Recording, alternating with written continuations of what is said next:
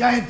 3:32 पे जम्मू से कश्मीर की तरफ कॉन्वॉय निकला सीआरपीएफ का 2500 जवानों का कॉन्वॉय, जो कि जनरली होता नहीं, 1000 कॉन्वॉय में होते। सबसे मेन क्या है ना, बहुत गुस्से में हूं लेकिन इतना कंट्रोल करके कोशिश ही कर रहा हूं। अगर मेरे सामने संविधान का, मैं हमेशा से कहता हूं कि संविधान का सम्मान करना चाहिए, कानून का करना चाहिए, लेकिन आज वो अंदर से वो फील है ना, इन जैसे हरामी गद्दार आ जाए ना, बीच में हाथ रख के फाड़ दूं सालों को, अभी वो फीलिंग है। लेकिन द कंसर्न है सिर्फ गुस्सा, गाली है बहुत, लेकिन बात करना है ना। और बात क्या है, सबसे पहले क्या हुआ ये समझ लो। जितने त्योहार मना रहे थे ना, वैलेंटाइन डे से मुझे कोई प्रॉब्लम नहीं है यार, मनाना चाहिए, आपका पर्सनल वो व्यू है, बहुत अच्छी बात है, आपको खुशी मिलती करिए। ये वतन से बड़ा वैलेंटाइन कोई नहीं है बे। आज क्या हुआ है, आज वो 40 वहां पर शहीद हुए, क्या है इंसिडेंट समझो। पहले इंसिडेंट की बात करना पड़ेगी, उसके बाद बात करना पड़ेगी क्वेश्चन क्या है, सवाल क्या है कि हुआ क्यों, क्यों हुआ, खामियां, हर चीज पे बात कर। जब तक सवाल नहीं उठेंगे उसका जवाब नहीं आएगा। तीसरा, हमारी तरफ से क्या होना चाहिए, जो मुझे लगता है एक सामान्य भारतीय के तौर पर, एक नागरिक के तौर पर, bloody what action should be taken immediately. पहला, आज क्या हुआ इंसिडेंट, वहां से जम्मू की तरफ से जो कश्मीर आ रहे हैं, और किसके लिए आ रहे हैं पता है ना, इन्हीं सालों की सुरक्षा के लिए। मतलब मैं कश्मीरियों की बात नहीं कर रहा हूं, कितना समझाएंगे बे, और 50 बार तो मैं वीडियो कर चुका हूं बोल के मत बहको मत बहको। अब बात यह है कि वहां से आ रहे हैं 2500 से ज्यादा, 78 गाड़ियां चल के आ रही हैं सीआरपीएफ की।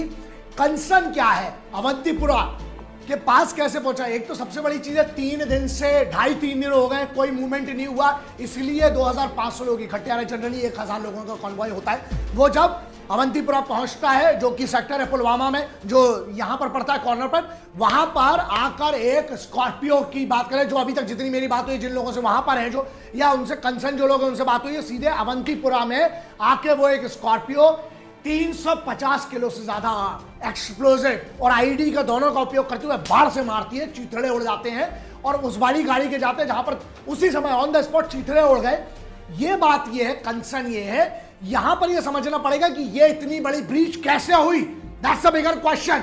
और अगर वो हुआ नामर्दी, अबे किस टाइप की क्या है नामर्दी, क्या है तुम्हारी कांड में, तुम्हारी दमना अंदर गूदा है तुम में। अबे वॉर जोन होती तो बात अलग थी बे, तुम बहुत बड़ी बात करते हो। कौन सा इस्लाम है बे, और कौन सी जिहाद के नाम पे तुम निहत्ते मासूम लोगों को मार रहे हो। कोई वॉर जोन नहीं है, और ये सेफ रूट माना जाता है, जहां पे ये हुआ है सेफ रूट हुआ है। क्या बीच हुई है, कहां पर हुआ है, ये सबसे बड़ा क्वेश्चन। वो ठीक है, that's okay, that's a part different, but कैसे इतनी बड़ी 76 बटालियन जो है, 76वीं बटालियन की गाड़ी से ठोका, उसके बाद चिथड़े उड़ गए। बहुत सारे सवाल, बहुत सारा गुस्सा, but we'll have to go step by step. Concern ये है दोस्त, एक हिंदुस्तानी के तौर पर एक बात बताइए, सेफ रूट है, वहां पर इम्प्रोवाइज एक्सप्लोसिव डिवाइस जो आईडी कैसे प्लेस की गई है, पहली बात ये है। दूसरी चीज ये है कि 350 या 400 किलो का जो एक्सप्लोसिव है वो आया कैसे। और तीसरा, अबे गद्दार तो है ये टेररिस्ट, ये साले बड़ुए हैं। सबसे बड़ी चीज, इनके चाचा के लौंडे हरामी है कौन इस देश में, जिनने कॉन्वॉय निकलने की इंफॉर्मेशन दी। समझ में आता है तुम्हें क्या है ये।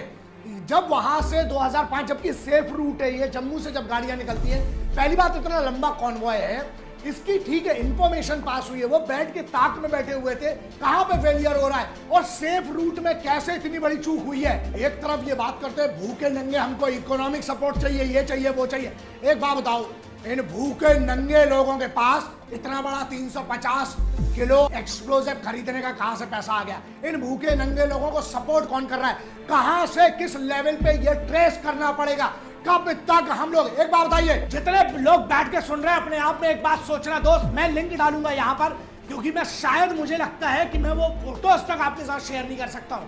उनकी माओ को, उनकी बहनों को, तुम्हें पता है, उनकी बेटियों को, उनकी बीवियों को लाशें नहीं है यार, चीथड़े हैं इतने तरह से।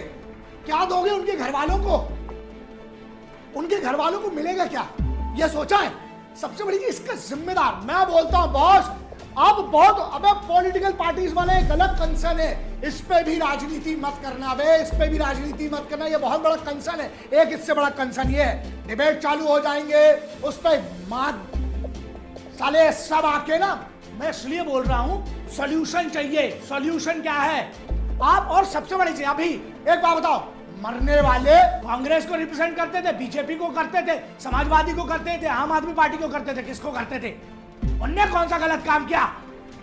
उनकी सिक्योरिटी फोर्सेस की जिम्मेदारी है भारत की सुरक्षा करने की, वो निभा रहे हैं। बताओ, 3 दिन से रास्ते बर्फ थी, वहां से हिल नहीं पा रहा था आदमी। सबसे बड़ा ये सवाल है, उनकी सुरक्षा की जिम्मेदारी कौन लेगा?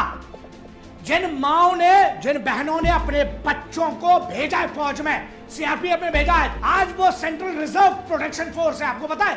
तो उनका प्रोटेक्शन के क्या है और जिम्मेदारी लेगा कौन? सॉल्यूशन, सुझाव या जो भी आप समझ लो एक हिंदुस्तानी के तौर पर, यार ये बताइए मुझे, हर लेवल के मिनिस्टर के पास, it's a bigger question, it's not about Congress और बीजेपी और any other party in power और in opposition, let's talk about some sense. सच्चाई क्या है? क्यों वर्ल्ड वाइड आपको पता, कॉन्वॉयज जब मूव करते हैं उनको एयर सपोर्ट दिया जाता है, यहां पे एयर सपोर्ट क्यों नहीं दिया जा सकता? सॉल्यूशन की अगर हम बात करें, कब तक मरवाते रहेंगे? और कुछ लोग ऐसे भी होंगे बोलेंगे हमारी सरकार ने, या किसी की भी बात करें, चाहे ऑपोजिशन हो चाहे ये हो, एक बात बताए ना, सरकार से ऊपर आओ दोस्त, कोई भी हो, चाहे निंदा निंदा निंदा, अबे डंडा कब निकलेगा? फिर आप निंदा ही करते रहेंगे क्या? अगर मैं एक भाई के तौर पे बात करूं, मेरा भाई मरा है, मेरे जानने वाले मरा है ना, मेरे साथ का कोई मरा है, मेरे जानने वाला, या मैं अगर एक हिंदुस्तान, मेरा मान लो मेरे परिवार का कोई गया है, आप दोगे मेरे घर का भाई? मेरा बेटा दे सकते हो आप, मेरा भाई दे सकते हो, मेरा पति दे सकते हो, दोगे आप? 3, 5, 10 लाख रुपए में आप शहादत खरीदते हैं इस देश में, आप ये कहेंगे कि हमने इतना इनको हर्जाना दे दिया? अबे जिसका बेटा गया उसका घंटा हर्जाना देगा तू, या कोई भी होगा? प्रॉब्लम ये है, सॉल्यूशन इसका, क्यों एयर कवर नहीं दिया जा सकता? And that bloody has to be given, yeah, they deserve that. Air cover होना चाहिए। Why 2 choppers cannot bloody watch everything? पहली बात एयर कवर। दूसरी बात ये बताओ आप, जो आईडी जहां हो रही हैं, why not anti-mines, why not anti-IEDs can be used on the tracks? क्यों पायलट आगे 4 गाड़ियां नहीं जा सकती हैं? अगर मोबाइल से मान लीजिए मोबाइल ट्रिगर से यूज हुआ है, why can't be there bloody jammer? मंत्री जी जाएंगे तो उनकी गाड़ी के आगे जैमर लगेगा, पीछे लगेगा। I am not against minister और the system of democracy, I respect, I am a citizen of India. अगर हमारे साथ डेमोक्रेसी से देश चलता है, मैं उनकी बात नहीं कर रहा हूं, मैं उनकी बात कर रहा हूं, क्यों सब पार्टीज मिलकर एक सॉल्यूशन नहीं निकाल सकती है? आपको बुरा नहीं लगा साहब? अपने आप से भी कभी पूछिएगा, लड़के के बदले लड़के, ठीक है, एक नियम बना दो ना, एक शहीद हो तो जो उस विभाग का इंचार्ज था उसका लौंडा भेजो फौज में, तब समझ में आएगा आपको। जिसके घर में शहादत होती है ना साहब, जब लहू आता है हाथ में, वो आप नहीं समझ पाएंगे। लोग कहते हैं आप गुस्सा करते हो, अरे मैं तो अभी इनकी भरा हूं ना, मैं जुबान नहीं दी होती ना तो मैं तो मुंह से ही काफी था बे। और दूसरी बात, भगवती की सौगंध भोलेनाथ की, आज जिनने करवाया अगर मेरे सामने, और मैं कहीं अगर ऊपर वाले ने चाहा, मैं इसके लिए कानून भी हाथ में लेने तैयार हूं। अगर जिनने करवाया मुझे अगर पता चले, अगर मेरी इतनी कुवत हुई ना, अगर मैं बोलो बीच में हाथ डालकर चीरने की औकात रखता हूं बे, और जेल के लिए भी इतना तैयार हूं। अगर मैं एक आतंकवादी को मार के जाऊंगा, मुझे लगता है मेरी मां को उससे बड़ा कोई अभिमान नहीं होगा। लेकिन दोस्त, अभी मैं उस स्थिति में नहीं हूं, मैं कहां हूं पता नहीं, बहुत सारी चीजें। मेरा मैटर क्या है? What is the bloody solution of this? एक और बड़े सवाल पे आ जाए, कहां गए वो हिंदू मुस्लिम को लड़ाने वाले? कहां गई गैंग? कहां गए वो ह्यूमन राइट्स वाले?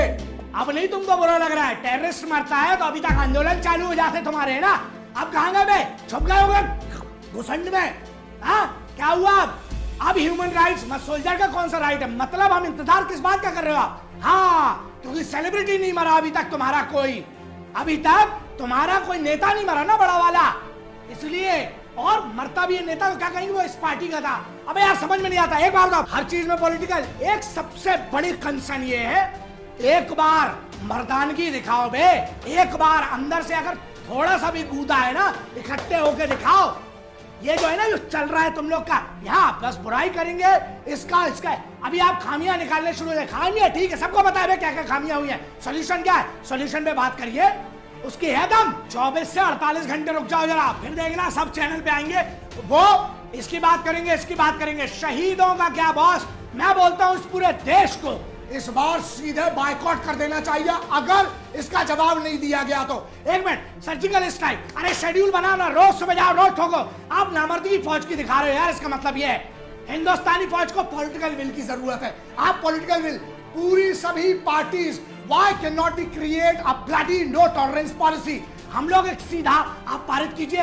आप किस प्रक्रिया से करते हैं मुझे पता नहीं। इस देश में तो यार तो जो है ना सुप्रीम कोर्ट खुल जाता है कई टेररिस्टों के लिए। रात को जब सुप्रीम कोर्ट से ये ऐसे कुछ लॉयर होंगे जो टेररिस्ट की फांसी रुकवाना होगा तो सीधे रात को भी सुप्रीम कोर्ट खुलवा लेते हैं।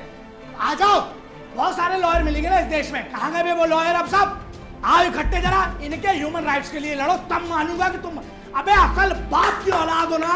सबको चैलेंज देता हूं, अगर तुम अपने बाप की औलाद हो, इस मैटर पे इकट्ठा हो और इस मैटर के लिए इन शहीदों की शहादतों का जवाब देने के लिए ना एक बार हो जाओ सब पॉलिटिकल पार्टी से इकट्ठे।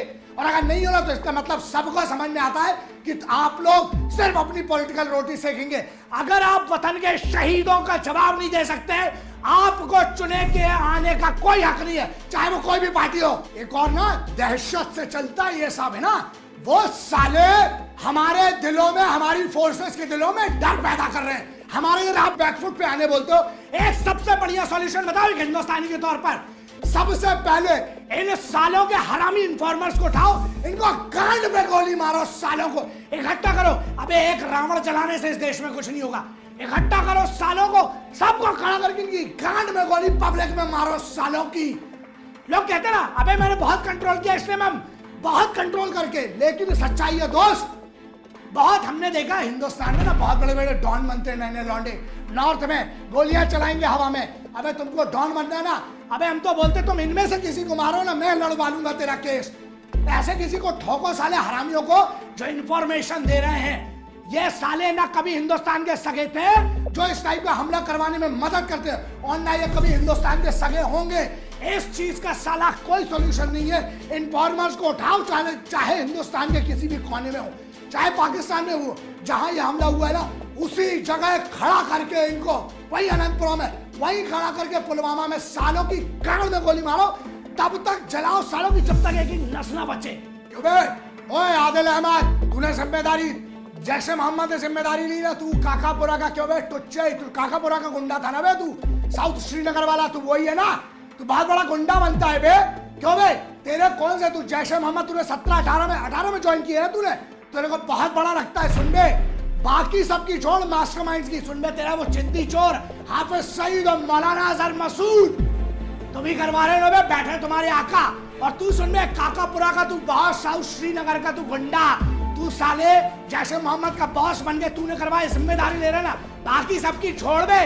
अब तेरी जहां जितनी कुव्वत है, जहां छुप सकता ना, सबसे पहले तू ठोकेगा। मैं अपनी हिंदुस्तानी फौज को बहुत अच्छे से जानता हूं। अब ये सवाल सुनो, यहाँ एक सवाल हो गया है क्रेडिबिलिटी पर। भारत सरकार की रक्षा मंत्रालय, गृह मंत्रालय और सबके ऊपर अब ये बात ईगो की नहीं, अब आत्मसम्मान की बात आ गई है। मैं जब तुम लोगों से बात कर रहा हूँ ना, कम से कम मेरे पर्सनल नंबर पे जो बड़ी मुश्किल से मिल सकता है, बनी बात है बहुत कम मैं यूज करता हूँ, उस पर अभी के कम से कम 300-400 मैसेज है। जो लोग दीपा के बागी है, यहाँ पर वो पुनीत करके लड़का है, संजीव है, रिचा है, इन सब के बाद मैसेज, उसमें से कोई भी एक मैसेज, ये मैसेज है, रिस्पेक्टेड शिफू जी सर, आप सेना में रहे इतना बड़ा।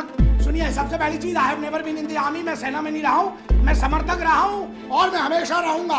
बगैर वर्दी के अलावा जो मेरी औकात है वो करता रहूंगा। सुनो, उसने लिखा है कि इतना बड़ा कारनामा बिना किसी सपोर्ट के हमारे देश में नहीं हो सकता है। इस देश के युवा की आपसे यही मांग है कि हमारी आवाज आप ही बन सकते हैं। इसकी जांच हुए, कितनी मात्रा में विस्फोटक कैसे आया, इंफॉर्मेशन कैसे लीक हुई है, ये आप जानते हैं। कौन कौन किस तरीके में है, आप आर्मी में रहे नहीं, मैं आर्मी में नहीं रहा हूँ, समझ, फिर से बोल रहा हूँ ये चीज, किस किस तरीके से इंफॉर्मेशन दी जा सकती है और क्या कर सकता है। इस चीज को जांच हुए, पूरा देश को ये करना है, पूरे देश में गुस्सा का माहौल है, हमारी गवर्नमेंट और आप जैसे कुछ लोग, मैं कुछ नहीं यार, बट हमें यह बात रखना चाहिए, अगर मैं आवाज हूं, मैं हक से ये आवाज रखूंगा। ऐसे हजारों बच्चे, पता है तुमको, आज ना बात सब भूल जाओगे, एक बार मर्द बनने का मौका मिला है, जो तोड़ो साली चूड़ियां नामर्दगी। पूरे देश की हर पॉलिटिकल पार्टी एक ऐसा एजेंडा लाओ मिलके। बॉस, अगर तुम में एक भी अपने बाप का खून है ना, एक वही लाने की जिस देश में अगर तुम पैदा हुए और उस देश के अगर तुम भक्त नहीं, ये पॉलिटिशियंस के लिए बोल रहा हूं मैं, सबके लिए, जिस देश में अगर तुम पैदा हुए और उस देश के अगर तुम भक्त नहीं